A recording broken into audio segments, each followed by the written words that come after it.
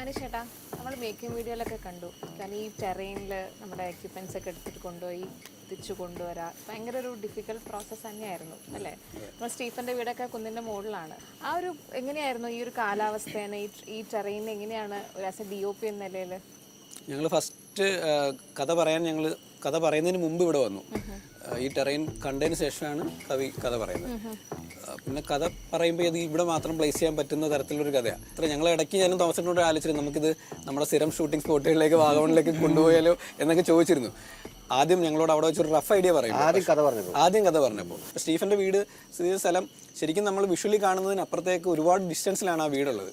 Visually അത്രയൊന്നും നമുക്ക് എത്ര ദൂരത്തിലാണെന്നൊന്നും മനസ്സിലാവില്ല. പക്ഷേ അവിടെ വണ്ടിയൊന്നും പോവില്ല, എല്ലാം കല്ലുകളും ഒക്കെയാണ്. അപ്പോൾ അവിടേക്ക് എക്യുപ്മെൻറ്റ്സ് എത്തിക്കണമെങ്കിൽ നമുക്ക് നമ്മുടെ ടീമിൻ്റെ മാത്രം സഹായം പോരാ, ശരിക്കും വേറൊരു എക്സ്റ്റേണൽ സഹായം ഇവിടെ നിന്നുള്ള ലോക്കലി ഉള്ള ആൾക്കാരെയും കൂടെ നമ്മൾ സപ്പോർട്ട് ചെയ്യില്ല. പിന്നെ മാത്രമല്ല എനിക്ക് ആദ്യം നമുക്ക് ചൂസ് ചെയ്തതും വളരെ പേഴ്സണലി നമുക്ക് വളരെ നമ്മളോട് ഈ പ്രോജക്റ്റിന് കൂടെ നിൽക്കുന്ന ഒരു നല്ല സുഹൃത്തുക്കളായിട്ടുള്ള ടെക്നീഷ്യൻസ്. എനിക്ക് ശരിക്കും DOP ആവുന്നതിനൊക്കെ മുമ്പ് അസോസിയേറ്റ് ആയിട്ടൊക്കെ വർക്ക് ചെയ്യുമ്പോൾ തൊട്ടുള്ള സൗഹൃദത്തിലുള്ള ആൾക്കാരുണ്ട്. അപ്പോൾ അവരോട് നമ്മൾ അവിടെ പോയി നിന്നിട്ടൊന്ന് നോക്കിയാൽ അവർക്ക് മനസ്സിലാവും ഒരു സാധനം അവിടെ വേണം, കൂടുതലൊന്നും സംസാരിക്കേണ്ട ആവശ്യമില്ല. ചില ഷോട്ടൊക്കെ ഞാനിങ്ങനെ മനസ്സിൽ പ്ലാൻ ചെയ്തിട്ട് ഞാൻ അനീഷിനോട് പറയും. അപ്പോൾ എനിക്കിത് അനീഷിനോട് പറയുമ്പോൾ എനിക്കൊരു വിഷമമാണ്. കാരണം ഇത് പറഞ്ഞു കഴിഞ്ഞാൽ അനീഷ് ഓക്കെയാണ്, പക്ഷെ എൻ്റെ മനസ്സിലെന്ന് വെച്ചാൽ ഇത് ഇനി ഇവർ മുഴുവൻ ചുവന്നോട് മോളി വരണ്ടേ. അപ്പോൾ അനീഷ് തോമസ് ചേട്ടാ അതൊന്നും നോക്കണ്ട, ഒക്കെ എൻ്റെ ടീമാണ്. ഞാൻ പറഞ്ഞ അവരോട് എത്തിച്ചിരിക്കും. കാരണം ഇവര് തമ്മിലൊരു കോംബോ നല്ലതാണ്. അതൊരു പേഴ്സണൽ അടുപ്പങ്ങളുള്ളവരാണ് എല്ലാവരും. ഒരു സീക്വൻസും വെള്ളത്തിന്റെ നടുക്ക് എനിക്കത് ഇപ്പോഴും ഓർമ്മയുണ്ട്. അവസാനം ക്യാമറ സ്റ്റാൻഡ് കൊണ്ടുപോയിട്ട് നടുക്ക് വെച്ചിട്ട് അവിടെ നമുക്ക് സ്റ്റഡി വെക്കുമ്പോ തോമസേട്ടൻ എന്നെ നോക്കുന്നുണ്ട്, ഒരു അനക്കം കിട്ടിയ കൊള്ളാവുന്ന ഒരു സ്ഥലമാണ്. അപ്പൊ ശരിക്കും ഞാൻ വെള്ളത്തിൽ നടുക്ക് നിന്നിട്ട് ചീനുവിനെ ഇങ്ങനെ നോക്കി. എന്റെ ക്രെയിൻ ഓപ്പറേറ്റർ ചീനുവിനെ നോക്കി വേണോ വേണം. ഇവരുടെ കമ്മ്യൂണിക്കേഷൻ ഒരു പ്രത്യേകത. ഇവർക്ക് ഇവരുടേതായ ഒരു സംഭവമുണ്ട്. ലൈറ്റിന്റെ ആളുണ്ട്, എല്ലാവരും ഉണ്ട്. അപ്പോൾ കുറെ എനിക്ക് ആദ്യമൊന്നും മനസ്സിലാകുന്നില്ല.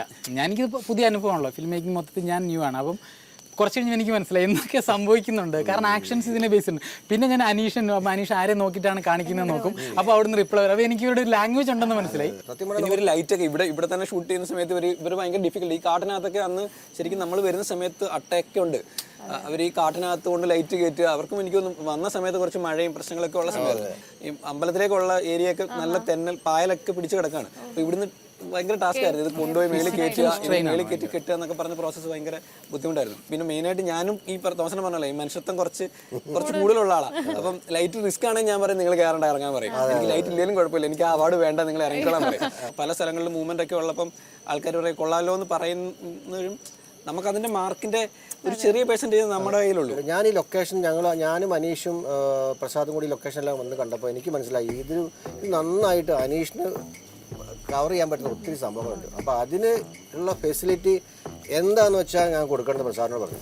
കാരണം എന്താ പറയുക, ഇതൊരു വിഷ്വൽ മീഡിയ ആണ്. നമുക്ക് പിന്നെ ഇങ്ങനത്തെ ലൊക്കേഷൻ ഇത്ര ഭംഗി ലൊക്കേഷൻ കിട്ടിക്കഴിഞ്ഞാൽ നമ്മൾ അതിനെ പിന്നെ അങ്ങോട്ട് കംപ്രസ് ചെയ്യാൻ പോയി കഴിഞ്ഞാൽ നമുക്ക് നിൽക്കില്ല. അതുകൊണ്ട് അത് മാക്സിമം ക്യാമറ സൈഡ് ഞാൻ ഒരുപാട് ഫ്രീഡം കൊടുത്തിട്ടുണ്ട് അനീഷിന്. എന്തുകൊണ്ടാണ് ഈ ഒരു സ്ഥലം ലൊക്കേഷൻ നമ്മൾ ചൂസ് ചെയ്തത്? ചേട്ടാ ഈ നാട്ടുകാരനായതുകൊണ്ടാണോ അതോ കഥയുടെ പ്രാധാന്യം തന്നെയാണോ? ഏതൊരു കഥയാണേലും ആ കഥ എവിടെ നടക്കുന്നു എന്നുള്ളത് വലിയ പ്രാധാന്യമുള്ള സംഗതിയാണ്. പാലക്കാരൻ, ഇടുക്കിക്കാരൻ എന്നൊക്കെ പറയില്ലേ, ആ കാരൻ എന്നുള്ളത് ഒരു 100% അന്വർത്ഥമാകണമെന്നുണ്ടെങ്കിൽ നമ്മൾ അവിടെ ചുമ്മാ താമസിച്ചുകൊണ്ട് കാര്യമില്ല. താമസിക്കുന്നവരെ അങ്ങനെ കാരൻ എന്ന് പറയും. പക്ഷേ അവിടെ ജനിച്ച് വളർന്ന ഒരാളെയാണ് നമുക്ക് അങ്ങനെ 100% പറയാൻ പറ്റും. ഇവിടുത്തെ ഒരു ജനജീവിതം ശരിക്കും അറിയാം. കാരണം നമ്മുടെ ഒരു ബ്രെയിൻ ഡെവലപ്മെൻറ്റ് നടന്നത്, നമ്മുടെ ഒരു ക്യാരക്ടർ ഫോർമേഷൻ നടന്നതെല്ലാം ഇവിടെയാണ്. അപ്പോൾ ഇവിടുത്തെ ജനജീവിതം, ഇവിടുത്തെ രീതികളെക്കുറിച്ചൊക്കെ നമുക്ക് അറിയാം. അപ്പം ഇവിടെ തന്നെ അത് പ്ലേസ് ചെയ്താൽ വളരെ നന്നായിരിക്കും. അത് രണ്ട് തിരിച്ചു കൊണ്ടു കേട്ടോ. അതായത് കഥ ഉണ്ടായി വന്നത് ഇത് ആലോചിച്ചുമാണ്. പിന്നെ ഉണ്ടായി വന്നു കഴിയുമ്പോൾ തിരിച്ച് വേറെ അനീഷ് നേരത്തെ പറഞ്ഞ പോലെ വേറെ അടുത്ത് പ്ലേസ് ചെയ്യാൻ പറ്റാത്ത ഒരു രീതിയിലാണ് ഒരു ഇവോൾവ് ചെയ്ത് വരുവാണ് കഥ. പിന്നെ അത് പറഞ്ഞു വന്നപ്പോൾ നന്നായി വന്നു. അത് ഇവോൾവ് ചെയ്ത് വന്നപ്പോൾ ഇവിടെ തന്നെയാണ്. അതിന് കുറച്ച് കഥാപരമായ റിക്വയർമെന്റ്സ് ഉണ്ട്. കവിയുടെ ഈ ലൊക്കേഷൻ ഞാൻ എൻ്റെ ലൈഫിൽ ഞാൻ കണ്ടിട്ടില്ല. അനീഷും കണ്ടിട്ടില്ല. കവി ഇതിനെക്കുറിച്ച് പറയുക ഞങ്ങളോട്. ഞാൻ ഇന്ന മൂലമറ്റത്താണ്, ഇന്ന പോലെ കാവുന്ന സ്ഥലമുണ്ട്, ഇവിടെയാണ് ഇത്, അവിടെ റിയൽ വീട്ടിലാണ് ഞാൻ എഴുതിയത്, വീട് കണ്ടാണ് ഞാൻ എഴുതിയത്, റിയൽ പാപ്പച്ചനുണ്ട്, റിയൽ സുബിനുണ്ട്, ഇതൊക്കെ ഞങ്ങൾ സ്ക്രിപ്റ്റ് വായിക്കാൻ പറയും. പക്ഷെ ഇതൊന്നും ഞങ്ങൾ കണ്ടില്ല. അപ്പോൾ എൻ്റെ വിചാരിച്ച കവിയുടെ ഫസ്റ്റ് സ്ക്രിപ്റ്റ് അത്. കവി എത്രത്തോളം ഇതിനെ മനസ്സിലാക്കിയെന്ന് എനിക്കറിയില്ല. അപ്പോൾ ഞാൻ പറഞ്ഞു, അപ്പോൾ ഞങ്ങളൊക്കെ വിചാരിച്ച് നമുക്ക് അവിടെ ഇവിടെ ചെയ്യാനൊക്കെ ഞാൻ അനീഷ് ഡിസ്കസ് ചെയ്യും സ്ക്രിപ്റ്റ് വായിച്ചിട്ട്. കവി പറയില്ല സാറൊന്ന് വാ ഒന്ന് കാണ്, അത് വലിയ കഥയാണ്. കാരണം ഒന്ന് വന്ന് കാണ്. അങ്ങനെ വളരെ വളരെ പ്രഷറൈസ് ചെയ്തിട്ടാണ് ഞങ്ങളെ കൊണ്ടുവരുന്നത്. ഇവർ ചോദിച്ചാൽ കഥ പറയില്ല, ഞാൻ അല്ല നമുക്കൊന്ന് റിലാക്സ് ചെയ്ത് പറയാന്ന് പറഞ്ഞിട്ടുണ്ട്. അപ്പോൾ വരുന്ന വഴി കാണിക്കുന്നത് ഇവിടെ ഒരു ചായക്കടയുണ്ട്. ഇവിടെ സാർ ഇതൊക്കെ സീമിംഗ്ലി ഇൻസിഗ്നിഫിക്കൻറ്റ് കാര്യങ്ങളാണ്. അവിടെ കടയുണ്ടെങ്കിൽ അതിന് നമുക്ക് കഥയല്ലേ കിട്ടണം. അല്ല ഒരു മിനിറ്റ് നമുക്ക് ഇതൊക്കെ ഒന്ന് കാണാം. ഈ പുള്ളിയുടെ പേര് സുബിൻ എന്നാണ് എന്നൊക്കെ ഞാൻ പറയാം. അപ്പോൾ ഇവർക്ക് മനസ്സിലാകുന്നില്ല അതിന് എന്നുള്ള രീതിയിലാണ് നിൽക്കുന്നത്. അത് ഇവിടെ ഇങ്ങനെ അവിടെ ഒരു മലയുണ്ട്, ഇതിന് ഒരു കടകനമല എന്നാണ്, ഇത് പൊട്ടമ്പടി മലയാണ്. അപ്പോൾ ഇവർക്ക് ബോറടിച്ചടിക്കുക, അതുകൊണ്ട് മോഡായി പറയുമ്പോൾ നമുക്ക് രണ്ട് മല ഇങ്ങനെ എന്നെ ഭയങ്കര കുറച്ചൊരു ഓക്കോടായിട്ടുള്ള ഡിസ്ക്രിപ്ഷൻ കൊടുത്തോണ്ടിരിക്കുക. എല്ലാം കഴിഞ്ഞിട്ട് തിരിച്ചു സാറേ ഇതാണ് പരിപാടി എന്ന് പറഞ്ഞു തുടങ്ങി ഇവർക്ക് ഇൻട്രസ്റ്റ് ആയി. നമ്മൾ പക്ഷെ ആദ്യത്തെ വരെ നമുക്ക് ലൊക്കേഷൻസ് വീടുകൾ കിട്ടിയിട്ടില്ല. വീടുകൾ കിട്ടിയില്ല. ആക്ച്വലി നമ്മൾ ഈ ചായക്കടയും ഇതായിരുന്നില്ല, ആക്ച്വൽ സുബിന്റെ ചായക്കടയിൽ പ്ലേസ് ചെയ്യാന്നൊക്കെ ആയിരുന്നു പ്ലാൻ. അപ്പം ശരിക്കും അതിലേക്ക് എത്തിച്ചത് പ്രശാന്ത് തന്നെ. കാരണം പ്രശാന്ത് ഞാനും തമ്മിലുള്ള ബന്ധം എന്ന് പറഞ്ഞാൽ എൻ്റെ എല്ലാ സിനിമയും പ്രശാന്താണ്. പ്രശാന്തിന് ഉള്ളൊരു എൻ്റെ ഒരു എന്താ വെച്ചാൽ പ്രശാന്ത് മാധവൻ്റെ ഒരു ഗുണം എന്ന് വെച്ചാൽ ഒരു പ്രാവശ്യം ഇതുപോലെ വന്നിട്ട് പ്രശാന്ത് ഇവിടെ ഇരുന്ന് സ്കെച്ച് ചെയ്തിട്ട് പിന്നെ ഞാനും കൂടെ വരേണ്ട കാര്യമില്ല. നമുക്ക് ആ ഒരു ബന്ധമുണ്ട്. ഇപ്പം ഞാനും അനീഷും ജമുനാപേരെ ഇതുപോലെ ഒരു ബന്ധമുണ്ട്. 2-3 പടങ്ങൾ ചെയ്ത് ഉണ്ടാകുന്ന ഒരു ബന്ധമുണ്ടല്ലോ. അവിടെ ഒരു താഴെ ഒരു കടയുണ്ട്, ആ കട കണ്ടുകൊണ്ടാണ് എഴുതുന്നത്. അപ്പോൾ ഡെസ്ക്രിപ്റ്റിൽ ഡയലോഗ് ഉൾപ്പെടെ വരും. കാരണം അങ്ങനെയാണ് കാണിച്ചത്. അതിനുശേഷം ഒരു കവല, അവിടെ ഒരു കട, അങ്ങനെയൊക്കെയാണ്.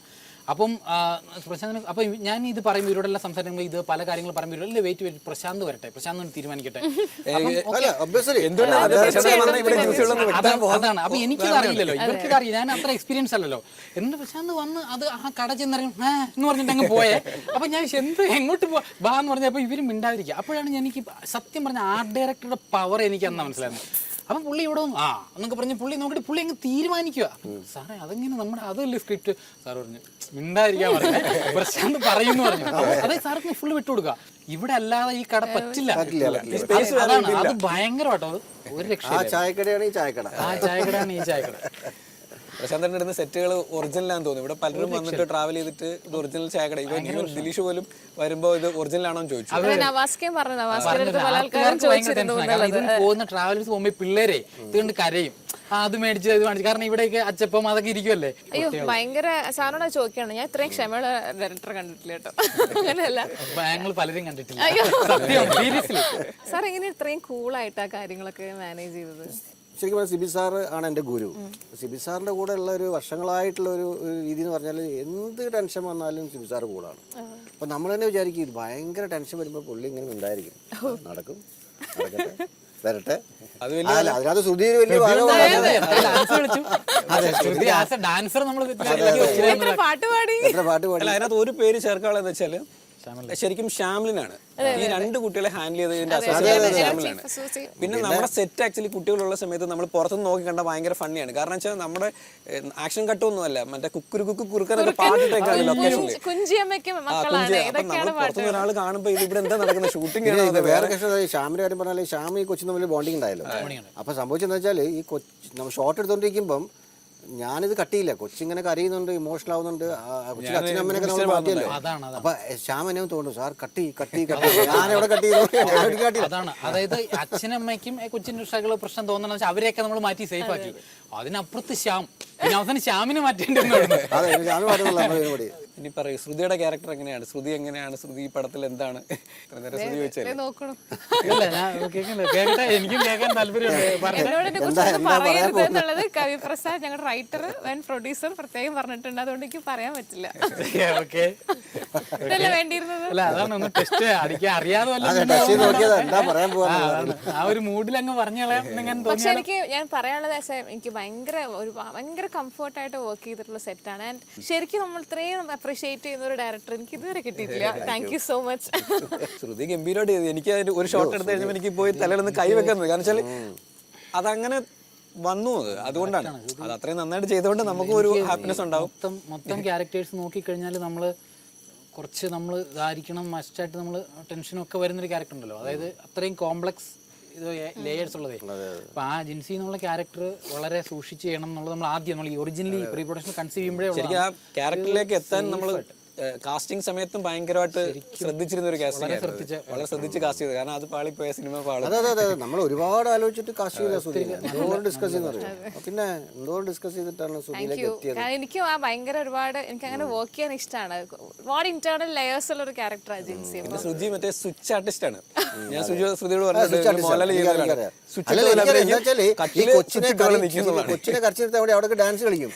അത് ടേക്ക് ഉടനെ ക്യാരക്ടറോട് വരുവാണ്.